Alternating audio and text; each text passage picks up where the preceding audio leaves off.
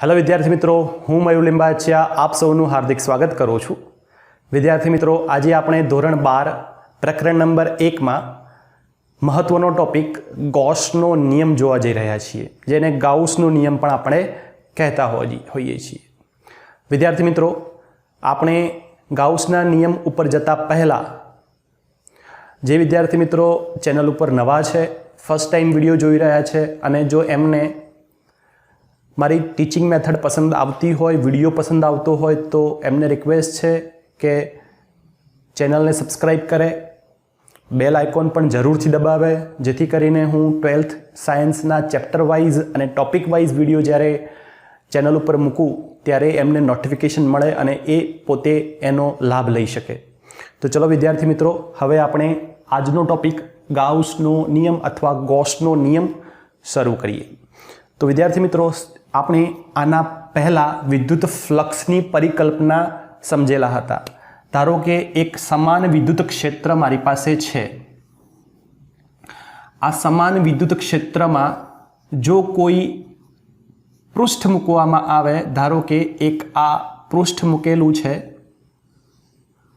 તો આ પૃષ્ઠમાંથી લંબરૂપે પસાર થતી જે વિદ્યુત ક્ષેત્ર રેખાઓની સંખ્યા છે એને આપણે એ પૃષ્ઠ સાથે સંકળાયેલું ફ્લક્સ ફાઈ તરીકે ઓળખેલું હતું અને આપણે સમીકરણ આ રીતે લખેલું હતું। જો આ પૃષ્ઠનો એકમ ક્ષેત્રફળ સદિશ એ આપણે લઈએ તો આપણે એવું લખી શકીએ phi is equal to E dot A, અને આ રીતે પણ લખી શકાય ઈ એ કોસ થીટા।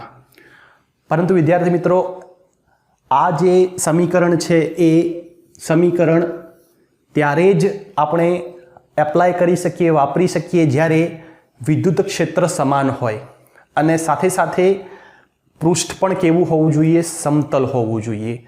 એટલે કે જો વિદ્યુત ક્ષેત્ર સમાન હોય અને પૃષ્ઠ સમતલ હોય તો જ આપણે આ સમીકરણને વાપરી શકીએ છીએ। પરંતુ દરેક વખતે વિદ્યુત ક્ષેત્ર સમાન હોય તેવું જરૂરી નથી અને પૃષ્ઠ પણ સમતલ હોય તેવું પણ જરૂરી નથી।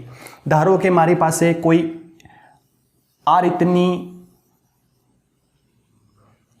એક પૃષ્ઠ છે, આ પૃષ્ઠ સમતલ નથી, ધારો કે આ રીતે એ ઢળાવવાળું છે અને આમાંથી જે વિદ્યુત ક્ષેત્ર પસાર થાય છે, ધારો કે એમાંથી આ રીતે પસાર થાય છે, તો આ જે વિદ્યુત ક્ષેત્ર છે એ પણ વિદ્યુત ક્ષેત્ર પણ સમાન નથી। તો હવે અહીંયા આ કેસમાં પૃષ્ઠ પણ સમાન નથી, એટલે કે સમતલ નથી, અને વિદ્યુત ક્ષેત્ર પણ સમાન નથી। તો હવે હું આ સમીકરણને ડાયરેક્ટ અહીંયા વાપરી શકું નહીં। તો પછી આપણે આ કિસ્સામાં આ પૃષ્ઠ સાથે સંકળાતું ફ્લક્સ કેવી રીતે મેળવી શકીએ? તો વિદ્યાર્થી મિત્રો, એક બહુ સરળ ઉપાય છે, આપણે આખા પૃષ્ઠને એક નાના નાના ટુકડાઓમાં વિભાજિત કરી દઈએ અને દરેક ટુકડા સાથે સંકળાતું ફ્લક્સ શોધી લઈએ અને પછી બધા જ ફ્લક્સનો સરવાળો કરી દઈએ તો આપણને આ પૃષ્ઠ સાથે સંકળાતું કુલ ફ્લક્સ, નેટ ફ્લક્સ મળી જાય। ધારો કે કેવી રીતે જુઓ, આખા પૃષ્ઠને મેં એક નાના ટુકડામાં વિભાજિત કર્યું। ધારો કે આ ટુકડો છે ડીએસ, એક નાનો ખંડ છે ડીએસ ખંડ। આનો જે એકમ ક્ષેત્રફળ સદિશ છે ધારો કે આ દિશામાં છે। તો વિદ્યાર્થી મિત્રો, જો આ એનો એકમ ક્ષેત્રફળ સદિશ હોય ડીએસ અને વિદ્યુત ક્ષેત્રની દિશા એ ટુકડા ઉપર જો એને લંબ માની લઈએ આપણે, તો આપણે એવું કહી શકીએ કે આ ટુકડા સાથે સંકળાતું જે ફ્લક્સ છે ડીફાઈ એ થશે ઈ ડોટ ડીએસ જેટલું। હવે વિદ્યાર્થી મિત્રો, એવી રીતે હું અહીંયા પણ ટુકડો પસંદ કરી શકું। જો આનું વિદ્યુત ક્ષેત્ર ઈ આ રીતે હોય અને ટુકડો આ રીતે હોય તો આની સાથે સંકળાતું ફ્લક્સ પણ આપણે ડીફાઈ તરીકે લખી શકીએ, આની સાથે સંકળાતું ફ્લક્સ પણ ડીફાઈ તરીકે લખી શકીએ। આ રીતે હું ઘણા ટુકડામાં આ પૃષ્ઠને વિભાજિત કરી અને દરેક ટુકડા સાથેનું ફ્લક્સ શોધી લઉં। ધારો કે 1 ડીફાઈ 2, બીજો ટુકડા સાથે સંકળાતું જે ફ્લક્સ છે એને ડીફાઈ 2 તરીકે કહું, ત્રીજા સાથે સંકળાતું ડીફાઈ 3 તરીકે। એટલે કે હું n ટુકડામાં પૃષ્ઠને વિભાજિત કરી દરેક ટુકડા સાથે સંકળાતું ફ્લક્સ શોધી લઉં અને પછી કુલ ફ્લક્સ શોધવા માટે હું આ બધા ટુકડાઓનું સરવાળો કરી દઉં E ડોટ ds, તો મને કુલ ફ્લક્સ એટલે કે નેટ ફ્લક્સ મળે. ધારો કે આ ds એ ખૂબ નાનો લઈએ, એટલે કે ટુકડો ખૂબ જ નાનો લઈએ, નિયરલી ઇક્વલ ટુ 0, તો આપણને ખબર છે કે સમેશન શામાં પરિણમશે? સંકલનમાં પરિણમશે. તો આપણે આવું લખી શકીએ ફાઈ ઇઝ ઇક્વલ ટુ જે કુલ ફ્લક્સ છે, નેટ ફ્લક્સ છે, ઇઝ ઇક્વલ ટુ બંધ ગાળા પરનું સંકલન. જો અહીંયા આ સપાટી બંધ ગાળો રચતી હોય તો તમે આ રીતે બંધ ગાળા પરનું કરવાનું, અને જો સપાટી ખુલ્લી હોય તો ફક્ત શું આવશે? સંકલન આવશે. અહીંયા સપાટી ખુલ્લી લીધેલી છે તો અત્યારે હું ખાલી સંકલન લઈશ, સંકલન E ડોટ ds. અને અહીંયા શું લખી શકાય? કોના ઉપરનું સંકલન છે? પૃષ્ઠ ઉપરનું સંકલન છે. તો વિદ્યાર્થી મિત્રો, આ જે સમીકરણ આવ્યું, આ સમીકરણ હવે કોઈ પણ વિદ્યુત ક્ષેત્ર માટે અને કોઈ પણ સપાટી માટે શક્ય છે. તમે કોઈ પણ સપાટી કે કોઈ પણ વિદ્યુત ક્ષેત્ર માટે આ સમીકરણને મેળવી શકો અને આ સમીકરણ દ્વારા તમે એ સપાટી સાથે સંકળાતું ફ્લક્સ પણ શોધી શકો. આને મારે વ્યાખ્યાયિત કરવું હોય, વ્યાખ્યામાં લખવું હોય તો આપણે લખી શકીએ કોઈ પણ પૃષ્ઠ સાથે સંકળાતું ફ્લક્સ તે વિદ્યુત ક્ષેત્ર અથવા ડાયરેક્ટ ક્ષેત્ર લખીએ. ક્ષેત્ર અહીંયા કયું? વિદ્યુત ક્ષેત્ર, અને અથવા વિદ્યુત ક્ષેત્રનું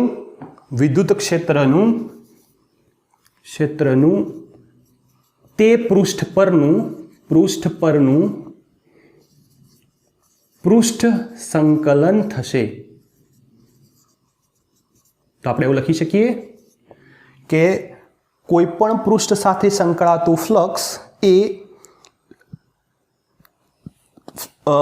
વિદ્યુત ક્ષેત્રનું તે પૃષ્ઠ પરનું પૃષ્ઠ સંકલન. તો વિદ્યાર્થી મિત્રો, હવે આ સમીકરણનો આપણે ગાઉસના નિયમમાં ઉપયોગ કરીશું અને આના દ્વારા જે સપાટી છે એ સપાટી અત્યારે આપણે ખુલ્લી સપાટી લીધેલી હતી, ઓપન સરફેસ લીધેલી હતી, પરંતુ જ્યારે કોઈ સપાટી બંધ ગાળો રચતી હોય અને એ સપાટી દ્વારા ઘેરાતું ફ્લક્સ શોધવું હોય તો ગાઉસ નામના વૈજ્ઞાનિકે આપણને એક નિયમ આપ્યો, એક સમીકરણ આપ્યું જેને ગાઉસનો નિયમ કહેવામાં આવે છે, ગાઉસનું સમીકરણ કહેવામાં આવે છે. અને એ ગાઉસના નિયમમાં એમને ખુલ્લી સપાટીની જગ્યાએ બંધ સપાટી દ્વારા જ્યારે કોઈ વિદ્યુતભાર ઘેરવામાં આવે અથવા ઘેરાતો હોય તો એ સપાટી દ્વારા સંકળાતું ફ્લક્સ કેવી રીતે મળે એ એમને સમીકરણ દ્વારા આપણને તારવી બતાવેલું છે. તો વિદ્યાર્થી મિત્રો, હવે આપણે ગાઉસના નિયમ તરફ જઈશું. આપણે પહેલાં ગાણિતિક સ્વરૂપે એને સાબિત કરીશું, એટલે કે એનું મેથેમેટિકલ પ્રૂફ આપીશું અને પ્રૂફ ઉપરથી પછી આપણે એની વ્યાખ્યા લખીશું અથવા કથન લખીશું. ઓકે, તો સૌથી પહેલાં તો આનો સ્ક્રીનશોટ પાડી લો, કેમ કે આપણે આ સમીકરણનો આગળ ઉપયોગ કરવાનો છે. હવે વિદ્યાર્થી મિત્રો, આપણે ગાઉસનો નિયમ જોવા જઈ રહ્યા છીએ. જ્યારે કોઈ બંધ પૃષ્ઠ દ્વારા વિદ્યુતભાર ઘેરાયેલો હોય તો એ જે બંધ પૃષ્ઠ છે, સપાટી છે, એના દ્વારા કેટલું ફ્લક્સ સંકળાશે એ ફ્લક્સનું સમીકરણ આપણને ગોસે આપેલું છે. તો હવે આપણે ગાઉસના નિયમનું મેથેમેટિકલી પ્રૂફ જોઈશું, એટલે કે હું અહીંયા પ્રૂફ આપીશ અને પછી એની ઉપરથી આપણે ગાઉસના નિયમનું કથન લખીશું. ઓકે, તો સૌથી પહેલાં તો આપણે એક વિદ્યુતભાર લેવો પડે. ધારો કે આ એક પ્લસ ક્યુ વિદ્યુતભાર છે. આ પ્લસ ક્યુ વિદ્યુતભાર એક બંધ ગાળા ધરાવતી સપાટી દ્વારા ઘેરાયેલો છે. તો મેં અહીંયા જે ગોળો દોરેલો છે, સ્ફિયર દોરેલો છે, એ ગોળો આપણા કેસમાં બંધ ગાળો ધરાવતું પૃષ્ઠ અથવા સપાટી તરીકે કામ કરશે અને આ બંધ ગાળો ધરાવતા પૃષ્ઠ દ્વારા વિદ્યુતભાર ક્યુ ઘેરાયેલો છે. હવે આપણને ખબર છે તે રીતે કે વિદ્યુત ભાર જ્યારે ધન હોય ત્યારે વિદ્યુત ક્ષેત્ર રેખાઓ હંમેશા ત્રિજ્યાવર્તી દિશામાં બહારની તરફ હોય છે. તો આપણે આ રીતે વિદ્યુત ક્ષેત્ર રેખાઓ દોરી શકીએ. ત્રિજ્યાવર્તી દિશામાં બહારની તરફ.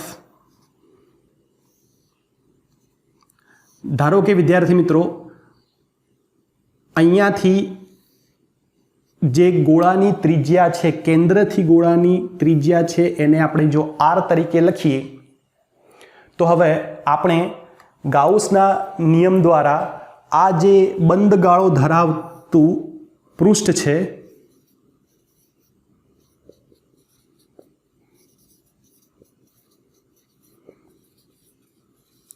પૃષ્ઠ કે સપાટી છે એના દ્વારા સંકળાતું ફ્લક્સ શોધવાનું છે. તો વિદ્યાર્થી મિત્રો, આપણે આના પહેલાં ચર્ચા કરી કે જ્યારે વિદ્યુત ક્ષેત્ર સમાન ન હોય અને જે સપાટી છે એ પણ જો સમતલ ન હોય તો આપણે ફ્લક્સ આ રીતે લખી શકીએ છીએ,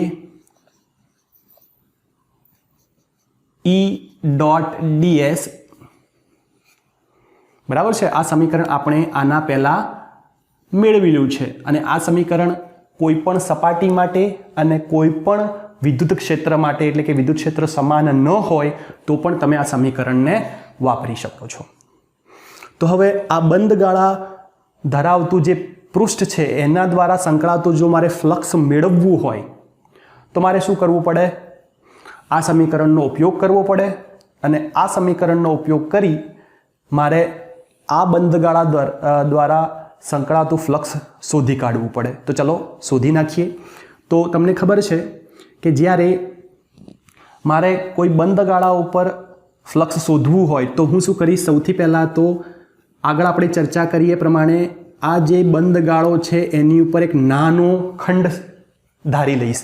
ધારો કે આ ખંડ છે ds. એનો જે એકમ ક્ષેત્રફળ સદિશ જો આ રીતે આપણે દોરીએ અને એની સાથે સાથે જે વિદ્યુત ક્ષેત્રની દિશા છે એ ત્રિજ્યાવર્તી બહારની દિશામાં હોય તો આપણે જોઈ શકીએ છીએ કે બંને સદિશો કેવા છે? એક જ દિશામાં છે. તો આ કેસમાં થીટા કેટલો થશે? 0 થશે. ઓકે. તો હવે આ જે સમીકરણ છે એને હું ફરીથી લખું છું. ફાઈ બરાબર, હવે તમે જુઓ મેં અહીંયા પૃષ્ઠ પરનું સંકલન હતું, કેમ કે આની પહેલાં જે આપણે લીધું એમાં મેં અહીંયા જે પૃષ્ઠ દોરેલું હતું એ ખુલ્લું પૃષ્ઠ હતું, ઓપન સરફેસ હતી. પણ અહીંયા જે પૃષ્ઠ છે કેવું છે? બંધ ગાળો રચે છે, એટલે કે ક્લોઝડ સરફેસ છે. જો ક્લોઝડ સરફેસ હોય તો આપણે અહીંયા બંધ ગાળા પરનું પૃષ્ઠ સંકલન લખવું પડે. તો બંધ ગાળા પરનું પૃષ્ઠ સંકલન E.ds લખીશ અને આ જે ફ્લક્સ છે ફાઈ, એ ફાઈ આ જે બંધ ગાળો ધરાવતું પૃષ્ઠ છે એના દ્વારા સંકળાતું કુલ ફ્લક્સ ફાઈ થશે, ઇઝ ઇક્વલ ટુ આવી રીતે લખી શકીએ બંધ ગાળા પરનું સંકલન E.ds cos થીટા. ઓકે. અહીંયા થીટા શું છે? 0. તો શું લખી શકાય? Therefore phi is equal to બંધ ગાળા પરનું સંકલન E.ds cos 0. તો cos 0 બરાબર તો 1 થાય છે. તો લખી શકાય ધેરફોર ફાઈ બરાબર બંધ ગાળા પરનું સંકલન E.ds. હવે વિદ્યાર્થી મિત્રો, આપણને ખબર છે કે જ્યારે કોઈ વિદ્યુત ભાર દ્વારા ઉદ્ભવતું વિદ્યુત ક્ષેત્ર શોધવું હોય તો આ કેસમાં આ ગોળા પરના દરેક બિંદુએ વિદ્યુત ક્ષેત્રનું મૂલ્ય કેટલું થાય એ આપણે આ સમીકરણ દ્વારા લખી શકીએ. E is equal two KQ/R². મતલબ કે આ જે બંધ ગાળો ધરાવતું પૃષ્ઠ છે એના દરેક બિંદુએ જો મારે વિદ્યુત ક્ષેત્રનું મૂલ્ય શોધવું હોય તો આ સમીકરણ દ્વારા હું શોધી શકું. તો હવે મારી પાસે આ સમીકરણનું મૂલ્ય આ અહીંયા ફાઈમાં મૂકી શકાય. તો ચલો મૂકી દઈએ. તો ફાઈ બરાબર બંધ ગાળા પરનું પૃષ્ઠ સંકલન, એની જગ્યાએ શું મૂકું છું? એની જગ્યાએ હું મૂકું છું Q/4πε0 R² ds. મેં અહીંયા K ની જગ્યાએ શું લખ્યું? 4πε0 પણ લખી શકીએ. તો મેં ફક્ત એની વેલ્યુ અહીંયા મૂકી દીધી છે. હવે તમે જુઓ, આખું આ પદ એ અચળ છે, Q પણ બદલાવાનો નથી, ગોળો પણ એની ત્રિજ્યા પણ ફિક્સ રહેવાની છે, એ પણ બદલાવાનો નથી, કે K પણ બદલાવાનો નથી માધ્યમમાં. તો એના અનુસંધાનમાં આપણે આખા પદને સંકલનની બહાર લાવી દઈએ તો લખી શકાય ક્યુ 4πε0 આર સ્ક્વેર બંધ ગાળા પરનું સંકલન ડીએસ. હવે વિદ્યાર્થી મિત્રો, બંધ ગાળા પરનું સંકલન ડીએસ હંમેશા એ જે પૃષ્ઠ છે, બંધ ગાળા પર ધરાવતું જે પૃષ્ઠ છે એનું ક્ષેત્રફળ આપે. તો આપણે સંકલન ડીએસ, બંધ ગાળા પરનું સંકલન ડીએસ લખી શકીએ એ પૃષ્ઠનું ક્ષેત્રફળ. અહીંયા ગોળો છે તો એનું ક્ષેત્રફળ થશે 4πr². તો હવે આની જગ્યાએ આપણે વેલ્યુ મૂકી દઈશું. તો phi = q/4πε0 r². અને અહીંયા તમારી પાસે આની જગ્યાએ આ વેલ્યુ મૂકવાની છે તો થશે 4πr². તો જુઓ 4π નીકળી જશે, અહીંયા r² પણ નીકળી જશે. તો phi બરાબર આવે છે q/ε0. તો વિદ્યાર્થી મિત્રો, અહીં જે બંધ ગાળા એટલે કે ક્લોઝડ સરફેસ દ્વારા ઘેરાતું કુલ ફ્લક્સ, જેને નેટ ફ્લક્સ પણ કહીશું, એ કોના જેટલું છે? એ બંધ ગાળા દ્વારા ઘેરાતા વિદ્યુત ભાર અને જે માધ્યમમાં આ જે બંધ ગાળો મૂકેલો છે અને વિદ્યુત ભાર મૂકેલો છે એની પરમિટિવિટીના ગુણોત્તર જેટલું છે. તો આની ઉપરથી આપણે ગાઉસનો જે નિયમ છે એનું કથન પણ લખી શકીએ. ગાઉસનો નિયમ અથવા કથન શું લખી શકીએ? કોઈ પણ પૃષ્ઠ સાથે સંકળાતું ફ્લક્સ અથવા કુલ ફ્લક્સ એ તે પૃષ્ઠ દ્વારા ઘેરાતા વિદ્યુત ભાર અને માધ્યમની પરમિટિવિટી ε0 ના ગુણોત્તર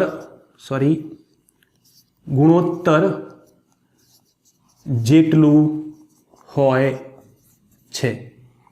તો વિદ્યાર્થી મિત્રો, આની ઉપરથી મેં ગાઉસના નિયમનું કથન પણ લખ્યું. કથન શું કહે છે?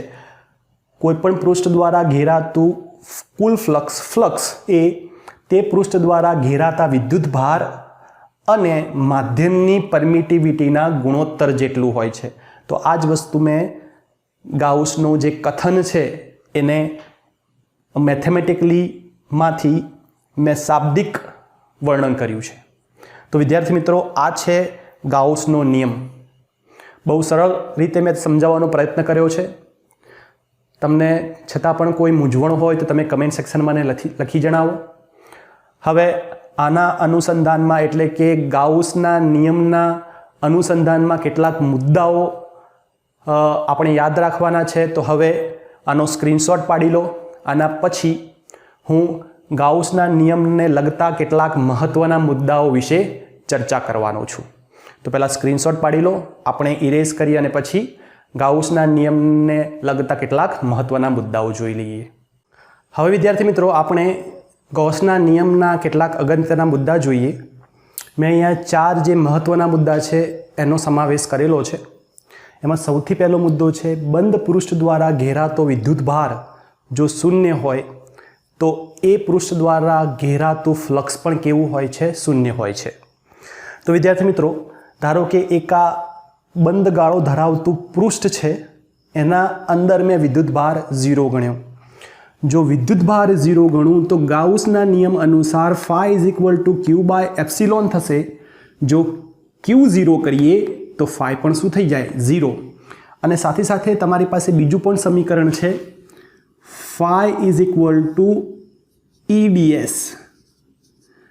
તો વિદ્યાર્થી મિત્રો, જો વિદ્યુત ભાર 0 હોય તો વિદ્યુત ક્ષેત્ર પણ શું હોય? 0 હોય. અને જો વિદ્યુત ક્ષેત્ર 0 હોય તો ફ્લક્સ પણ શું થશે? 0 થશે.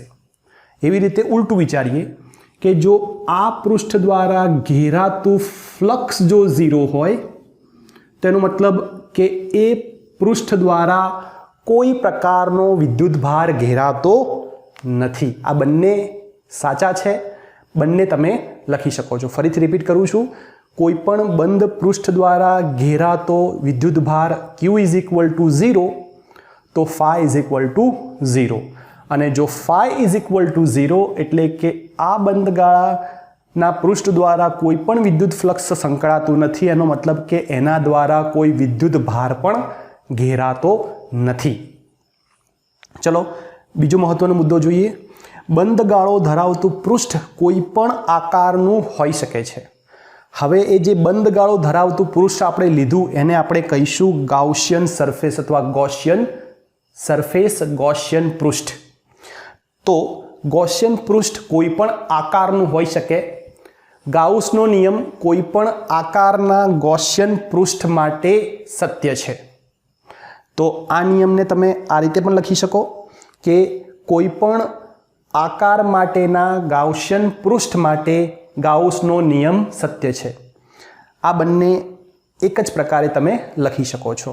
તો તમે જુઓ, અહીંયા એક બંધ ગાળો ધરાવતું મેં એક ગોળો લીધો છે, અહીંયા એક ક્યુબ લીધું છે, અને એક અહીંયા રેન્ડમ પૃષ્ઠ બંધ ગાળો ધરાવતું એક પૃષ્ઠ લીધું છે। તો આ ત્રણેય ત્રણ દ્વારા ઘેરાયેલો વિદ્યુતભાર સમાન છે। તો જ્યારે તમે ગાઉસનો નિયમ એપ્લાય કરી અને ફ્લક્સ શોધોશો તો આ બધાનું ફ્લક્સ, ધારો કે આની સાથે સંકળાતું ફ્લક્સ φ1 છે, આની સાથે સંકળાતું ફ્લક્સ φ2 છે, આની સાથે સંકળાતું ફ્લક્સ φ3 છે, આ ત્રણે ત્રણ ફ્લક્સ તમને સમાન મળશે। અને કેટલું હશે? Q/ε0, જો આ ત્રણે ત્રણ એક જ માધ્યમમાં મૂકેલા હોય તો બીજો જે મુદ્દો છે એ શું કહે છે? ગાઉસનો નિયમ કોઈ પણ આકાર ધરાવતા ગાઉસિયન પૃષ્ઠ માટે સત્ય છે, અથવા આવી રીતે પણ લખી શકો, બંધ ગાળો ધરાવતું પૃષ્ઠ કોઈ પણ આકારનું હોઈ શકે, અને એ જે પૃષ્ઠને આપણે શું કહીશું? ગાઉસિયન પૃષ્ઠ કહીશું। હવે ત્રીજો મુદ્દો જુઓ, બંધ ગાળા ધરાવતા પૃષ્ઠ દ્વારા ઘેરાયેલો વિદ્યુતભારને જ ધ્યાનમાં લેવા। એટલે કે તમે જે બંધ ગાળો ધરાવતું પૃષ્ઠ લો છો એ પૃષ્ઠ દ્વારા જે વિદ્યુતભાર ઘેરાયેલા હોય એને જ તમારે ફ્લક્સ ગણવામાં ધ્યાનમાં લેવાના છે। એક્ઝામ્પલ તરીકે જુઓ, આ એક બંધ ગાળો ધરાવતું પૃષ્ઠ છે, એના દ્વારા કયા વિદ્યુતભાર ઘેરાય છે? Q1, Q2, Q3, -Q4 અને Q5 એ બંધ ગાળા ધરાવતા પૃષ્ઠની બહાર છે, એટલે ઘેરાતા નથી। તો જે વિદ્યુતભારો ઘેરાય છે એને જ ફ્લક્સ ગણવામાં શું કરવાનો છે? ધ્યાનમાં લેવાનું છે। તો આ બંધ ગાળા ધરાવતા પૃષ્ઠ સાથે સંકળાતું કુલ ફ્લક્સ ફાઈ નેટ તરીકે લઈએ તો લખી શકાય સમેશન Q। સમેશન Q શું છે? સમેશન Q છે એ પૃષ્ઠ દ્વારા ઘેરાતા બધા જ વિદ્યુતભારોનો બેઝિક સરવાળો। બેઝિક સરવાળો એટલે તમારે એના ચિહ્ન પ્રમાણે અહીંયા સરવાળો કરવો પડશે। તો જુઓ, સમેશન Qની જગ્યાએ શું લખ્યું છે? જેટલા વિદ્યુતભાર ઘેરાતા હોય આ બધાનો બેઝિક સરવાળો Q1 + Q2 અને Q3 માઇનસ છે તો -Q3 ભાગ્યા એપ્સિલોન। તો અહીંયા કયા વિદ્યુતભારોને ધ્યાનમાં લીધા? જે વિદ્યુતભારો ઘેરાતા હતા એને જ ધ્યાનમાં લીધા। Q4 અને Q5 ને આપણે ધ્યાનમાં લીધા નથી, અને અવગણ્યા છે। હવે વિદ્યાર્થી મિત્રો, ચોથી જે અગત્યનો મુદ્દો છે એ છે કોઈ ચોક્કસ સમમિતિ ધરાવતા બંધ પૃષ્ઠમાં વિદ્યુત ક્ષેત્ર નીચે પ્રમાણે શોધી શકાય છે। કેવી રીતે? તો ધારો કે આ જે ક્યુબ છે, આ જે ક્યુબના ધારો કે એની અંદર કોઈ વિદ્યુતભાર Q પડેલો હોય તો આ વિદ્યુતભાર Q દ્વારા દરેક ક્યુબના પૃષ્ઠ સાથે સંકળાતું, દરેક બાજુ સાથે સંકળાતું ફ્લક્સ સમાન હોય। અને આપણે કેવી રીતે લખી શકીએ? તો કુલ ફ્લક્સ જો φnet બરાબર Q/ε0 લખીએ તો આપણે એવું લખી શકાય કે કોઈ એક, ધારો કે આ પૃષ્ઠ સાથે સંકળાતું ફ્લક્સ φ1 લખીએ, આ પૃષ્ઠ સાથે સંકળાતું ફ્લક્સ φ2, નીચેના ફ્લક્સ પૃષ્ઠ સાથે સંકળાતું φ3, આ સાઈડના સાથે સંકળાતું φ4, એવી રીતે ટોટલ 6 બાજુઓ છે। તો 6 બાજુઓ સાથે સંકળાતું ફ્લક્સ કેટલું એ શોધવા માટે આપણે કુલ ફ્લક્સ આપણને ખબર છે φnet બરાબર Q/ε0। તો કોઈ એક બાજુ સાથે સંકળાતું ફ્લક્સ લખવું હોય તો તમારે શું કરવાનું છે? φnetને આ જે ક્યુબ છે એની જેટલી બાજુઓ હોય એની સંખ્યા વડે ભાગી નાખવાના। ક્યુબની કેટલી બાજુઓ છે? n બરાબર 6 તો તમારે શું કરવાનું, કુલ વિદ્યુત ફ્લક્સને n વડે ભાગી નાખો તો તમને એક બાજુ સાથે સંકળાતું ફ્લક્સ મળી જાય. તો આપણે એવું કહી શકીએ કે ચોક્કસ સમમિતિ ધરાવતા કોઈ બંધ પૃષ્ઠ માટે કોઈ એક બાજુનું ફ્લક્સ લખી શકાય phi I બરાબર phi net ભાગ્યા n. તો વિદ્યાર્થી મિત્રો, આ છે ગાઉસિયનના નિયમના સાથે સંકળાયેલા કેટલાક અગત્યના મુદ્દા. આશા રાખું છું કે તમને આખો ટોપિક બરાબર સમજાયો હશે. હજુ પણ કોઈ ક્વેરી હોય, કોઈ પ્રશ્ન હોય તો તમે કમેન્ટ સેક્શનમાં લખો, હું તમને જરૂરથી જવાબ આપીશ. હવે આપણે મળીશું નેક્સ્ટ વિડીયો લેક્ચરમાં. ત્યાં સુધી બધા જ વિદ્યાર્થી મિત્રોને thank you for watching. Bye. Good night.